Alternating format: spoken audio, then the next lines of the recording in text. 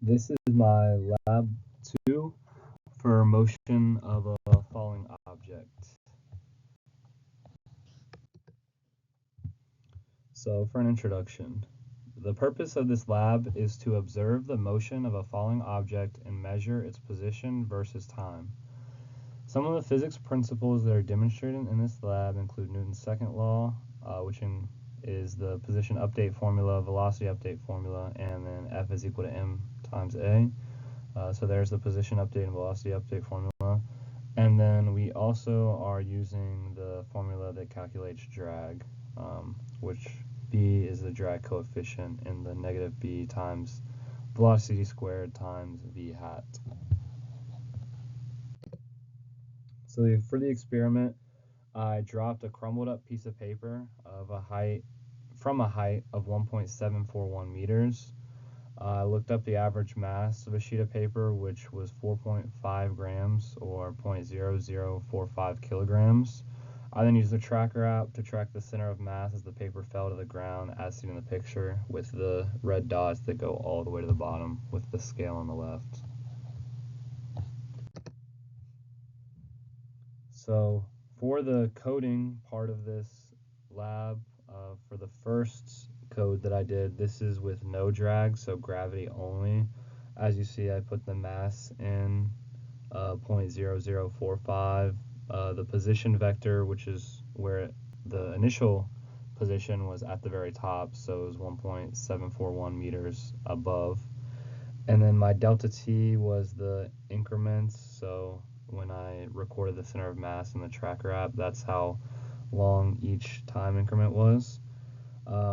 And then for the velocity, I just typed in the F net divided by the mass times delta t, and then my F net was just the mass times gravity, or negative mass times gravity. So for my code with the drag, the left is very similar, so the mass was all the same. The only thing is for my b coefficient, I decided to use 0.001. That seemed to be the number that gave me the most realistic drag calculations when I ran the experiment a couple times.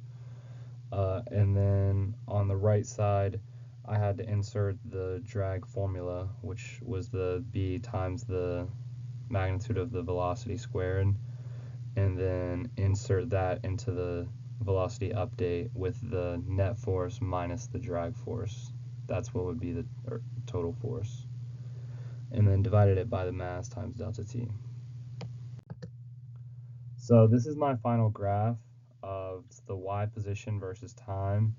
So as you see, my experiment had the most amount, so obviously mine wasn't perfect, but the one with drag still was above the y one with no drag, where only gravity was affecting the piece of paper.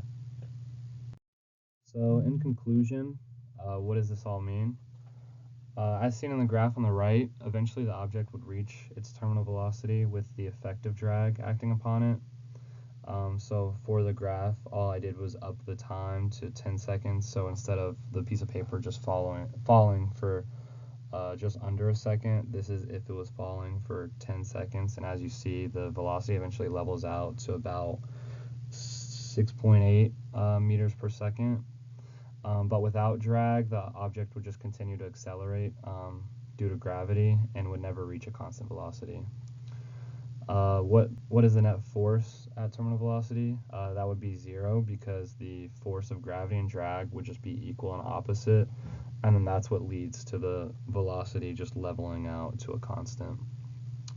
For the what if the object was thrown downwards at a higher speed, although it may reach terminal velocity faster, the actual value of terminal velocity would be the same as the forces that act upon it, because it doesn't matter what that initial velocity is, but it might just reach the terminal velocity faster.